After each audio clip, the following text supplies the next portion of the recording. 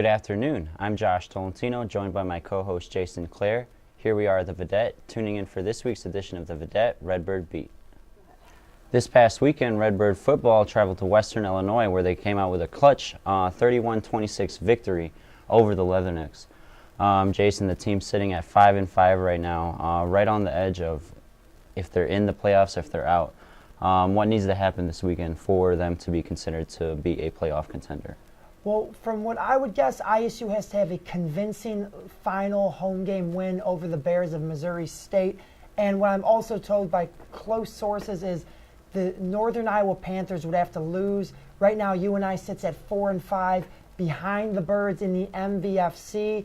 Josh, I have to say I've been one of this team's largest critics. They have really put it together in these past couple weeks, picking up key wins against South Dakota State, as well as Western Illinois. Both those teams ranked in the top 25 of the FCS.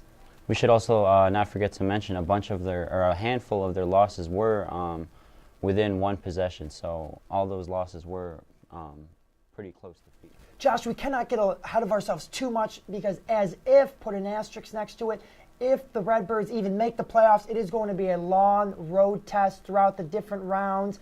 ISU is not going to earn a spot at home in the 2016 playoffs.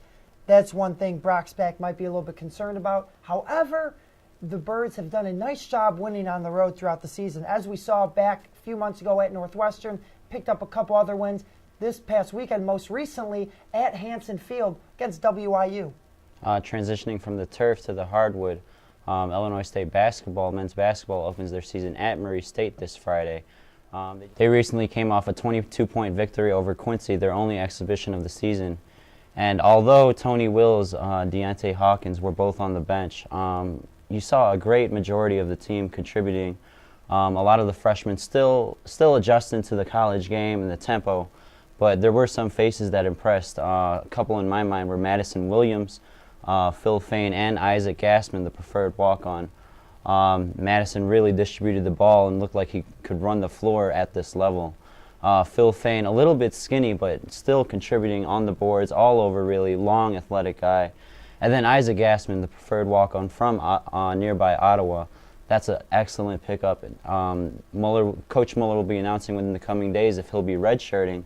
But Gassman, I think he had double digits, knocked down a couple threes, and really contributed to this team on Sunday's win. So that's another thing to look out for with the Redbirds opening their 2016-17 season at Murray State this Friday. Join us every week on the Vidette Redbird Beat to keep you up to date with the freshest ISU athletic news. For Josh Tolentino, I'm Jason Klaer. Have a great day.